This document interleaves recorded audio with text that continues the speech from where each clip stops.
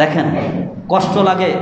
আল্লাহ পাক রব্বুল আলামিন তার কালামুল শরীফে অন্যত্র একটা কথা বলছেন, একমাত্র ইসলাম ছাড়া পৃথিবীতে যত ধর্ম আছে সবগুলোর ব্যাপারে আল্লাহ পাক অনাস্থা ঘোষণা করেছেন। আল্লাহ কি ঘোষণা করেছেন? অনাস্থা ঘোষণা করেছেন। কিন্তু আজকে আমরা বর্তমানে দেখছি আমাদের মতো কিছু হুজুর অনাস্থা দূরকে এই অনেক ইসলাম বিরোধী যত ধর্ম তাদেরকে আমরা শুভেচ্ছা জানাচ্ছি। কি বলেন? জানাচ্ছি না? যারা ফেসবুক ঘাটেন দেখেন, এগুলো যখন দেখি তখন কষ্ট লাগে, খুবই দুঃখ লাগে। মানুষের ঈমান কোথায় চলে গেল? আল্লাহ পাক রব্বুল আলামিন তার কালামুল শরীফে বলছেন, ওমা ইয়াবতাগি গায়রাল ইসলামি দীনান ফালা ইকবালা মিনহু ওয়া হুয়া ফিল আখিরাতি মিনাল খাসিরিন।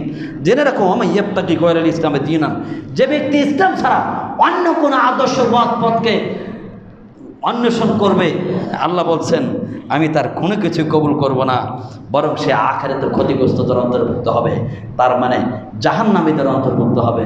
সাবধান থাকেন। আল্লাহ এখানে ইসলাম ছাড়া যত ধর্ম সবগুলোকে অনাস্থা ঘোষণা করেছেন, আর আপনি হুজুর শুভেচ্ছা ঘোষণা করছেন, শুভেচ্ছা জানাচ্ছেন। লজ্জা থাকা দরকার। কোরআন বিরোধী কথা, পুরো একটা সরাসরি কোরআন আর আয়াত বিরোধী একটা আমল করেছেন।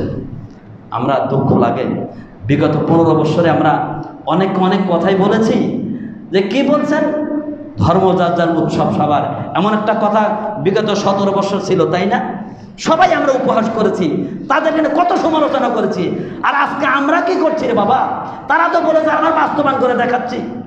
আমরা পূজার মণ্ডপে যাচ্ছি, ফেসবুক যখন ঢুকি তখন আর দেখতে মন চায় না, কষ্ট লাগে। আরে হুজুর টুপি মাথার দিয়ে পূজার মণ্ডপে যায় তাদের ওই প্রসাদ খাচ্ছে, দেখেন না আপনারা? আমি মিথ্যা বলছি নাকি?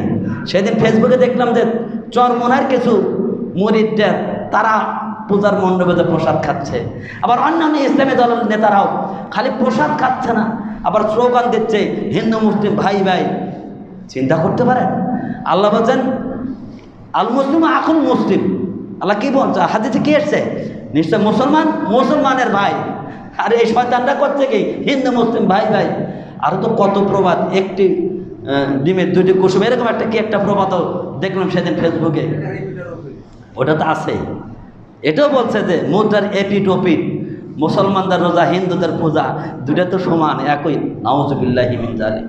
এ কি ইমান আছে? ইমান গেছে? ফতোয়া আপনারা জানেন, আমি ফতোয়া দেবো না। যদি এই কথা কোনো মুসলমানের বাচ্চা বলে, তার কি ইমান থাকে? 2টা ভোটের জন্য আপনার ইমানও বিক্রি করে দিলেন। এই জন্য আমরা যারা আহলুল হাদিস, আমরা কোনো রাজনীতি করি না। আমরা একমাত্র কোরআন সুন্নাহ যেখানে আমরা আছি সেখানে, যেখানে কোরআন সুন্নাহ বিরোধী কাজ সেটা আমরা দেখতে পারি না, কখনো তাদেরকে সমর্থন করি, এখনো করি না, মরার আগ পর্যন্ত করব না।